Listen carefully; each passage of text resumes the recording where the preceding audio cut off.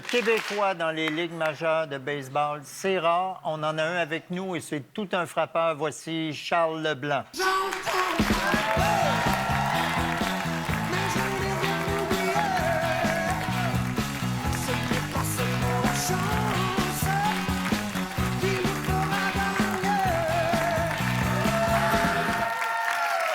Charles, bienvenue à Tout le monde en parle. Merci de m'avoir. Un joueur de balle.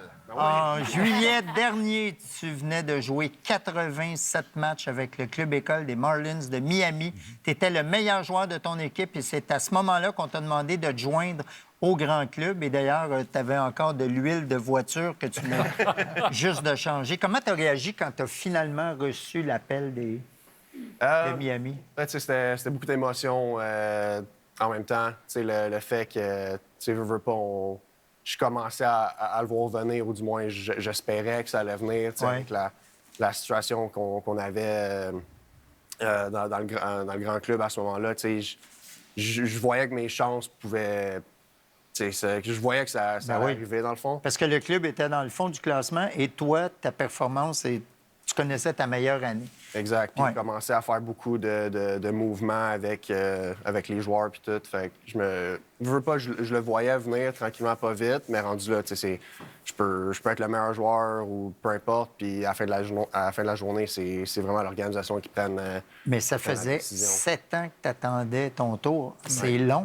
Oui, ça a été long. Fait que c'est ça que je disais. C'était un vraiment gros mix d'émotions. C'était la fierté, c'était toutes les années, tout l'effort physique, mental que j'ai mis. Juste dans le 3A ou 2A? Ah, il les a toutes fait. C'est long. Fais-moi ton parcours vite, là. Il a fait 1A, 2A, 3A. 3A, ben oui. Ah oui. C'est rookie ball, fait que c'est vraiment le niveau le plus bas. Dès que tu signes, tu joues là.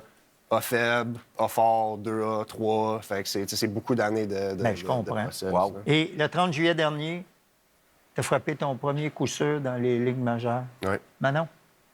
Now Charles LeBlanc, a couple of strikeouts, but a great defensive play over at third. Lines this one, and it's down for a base hit into the corner. His first major league hit will be a double.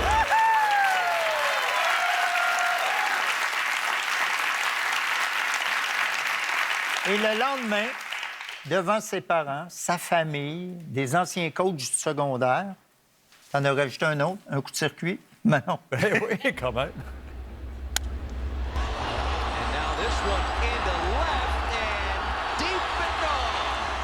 Home run for LeBlanc, his first in the big league. I hope the family stayed around. Early on, he has shown some nice pop. With the 2 doubles, all of his hits are extra base hits. And now his first Major League home run. Mais vous le savez, hein, que c'est le même coup de circuit qu'on vous a montré en reprise. Là. Vous l'avez applaudi 2 fois. Tu regardes ça impassible. C'est quoi tu as dans ta tête en regardant ça? Parce que tu te regardais comme si tu te critiquais, là. J'ai tellement regardé cette vidéo-là. Souvent, tu sais, c'est... T'es à bout de te voir, là. Quasiment, mais tu sais, ça a tellement été un beau moment. Là, on voit à la caméra ma famille, encore là. C'est ça, c'est que toi, t'es impassible, mais derrière toi, il y a tes parents qui sont encore émus comme s'ils l'avaient jamais vu.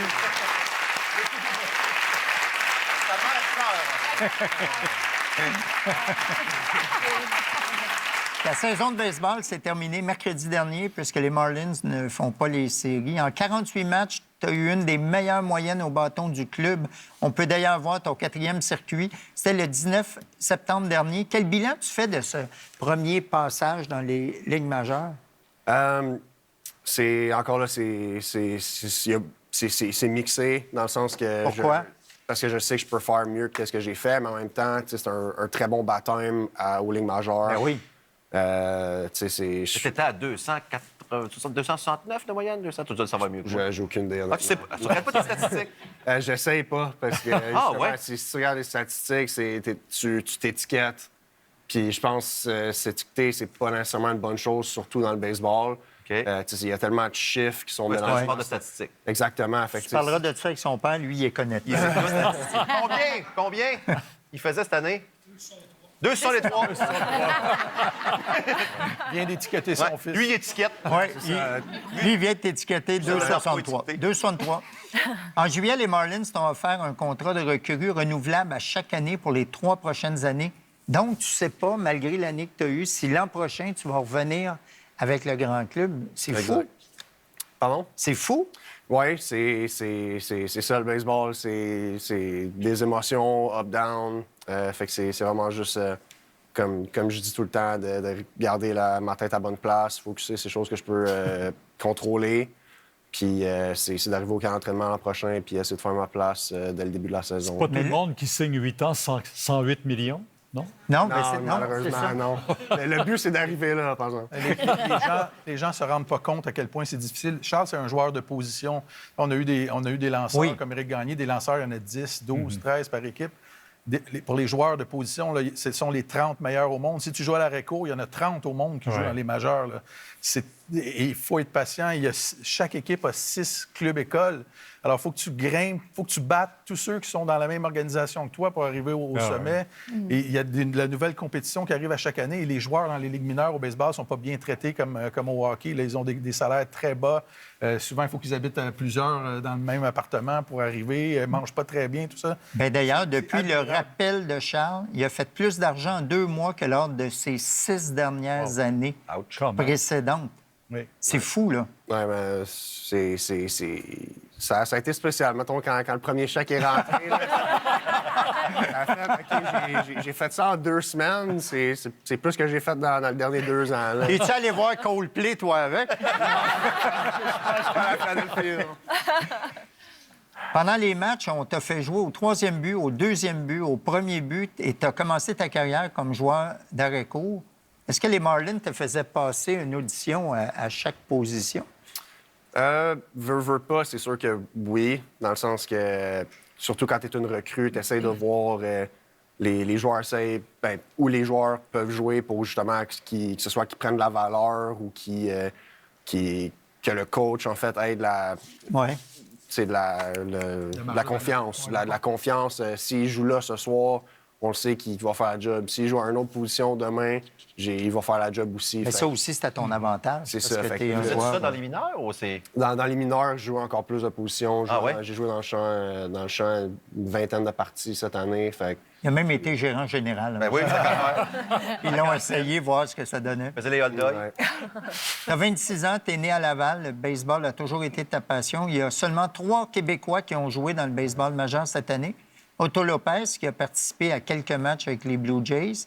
Abraham Taureau, qui est un régulier avec les Mariners de Seattle. Et toi. Pourquoi il y a si peu de Québécois dans le baseball majeur? C'est une question qu'on essaie de répondre depuis plusieurs années. Pourquoi il n'y en a pas plus? C'est dur de mettre le doigt là-dessus, mais la réponse évidente, c'est on a de l'hiver 7-8 mois par année, tandis que les États du Sud, ils peuvent être dehors, continuer de perfectionner leur game à l'année longue. Ouais. Fait qu'on est définitivement en retard là-dessus. Mais ça se peut-tu qu'on joue moins à balle aussi? Quand j'étais jeune, tout le monde jouait à balle. Tu jouais à balle? Oui. À balle. C'est ça que c'est exactement le prochain point que j'allais amener.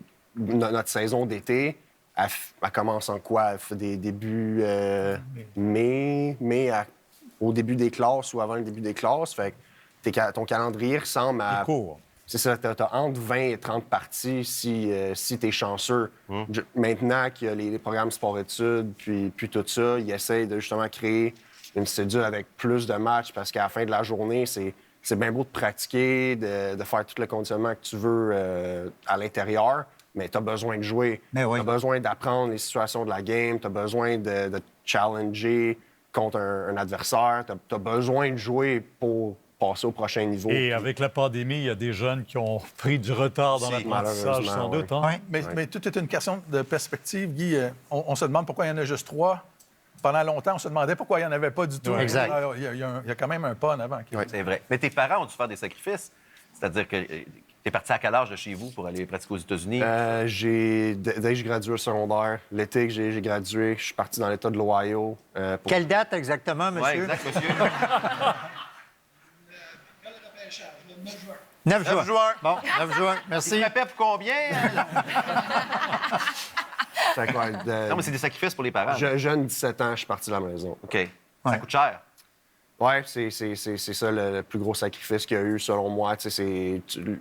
On le sait que ça coûte cher, je l'ai vu. Puis, tu sais, je veux pas. C'est une autre affaire qui est dommage. Si tu es un athlète d'élite, il faut que tu payes plus pour rester Ben oui. top. Tu sais, c'est triste que ce soit la réalité d'aujourd'hui.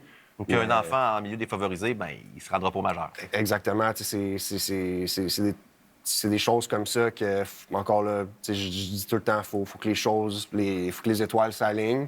Puis, je veux pas, depuis que je suis jeune, un étoile à la fois, ils sont alignés, puis il est arrivé ce qui est arrivé. Là. En 2020, tu as vécu un passage à vide quand la pandémie nous est tombée dessus.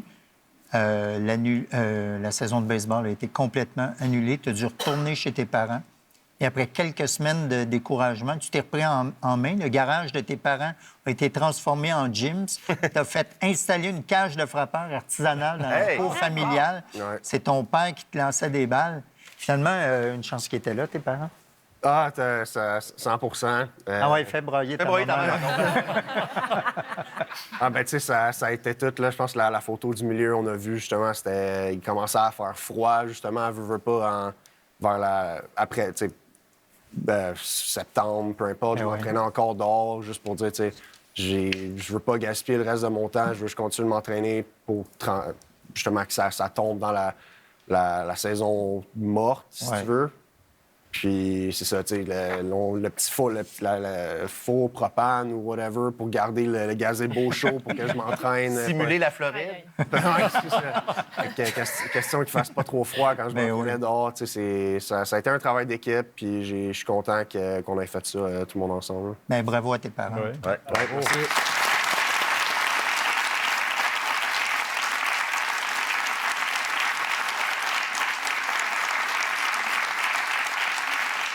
Charles, tu pars dans quelques jours pour la République dominicaine où tu vas jouer pendant un mois. Oui. Hablas espagnol? Poquito. Poquito? Poquito. Quand même. Quand même, hein? Il se dit... Espagnol. Non, il est capable de dire una cerveza. Une cerveza, pour faire ça. Évidemment. Et là, tu vas reprendre après l'entraînement pour être fin prêt pour le début du camp d'entraînement qui est en février quand même. Donc, Exactement. Ouais. Bien, écoute, j'espère que cette équipe-là, qui croupit quand même dans les bas-fonds, va te laisser toute la place pour jouer parce que tu nous as vraiment impressionnés. On va Et continuer on de était toucher du très bois, contents ouais. de te recevoir ce soir. Merci, c'est gentil. Merci, Charles. Après la pause, Guy Nantel.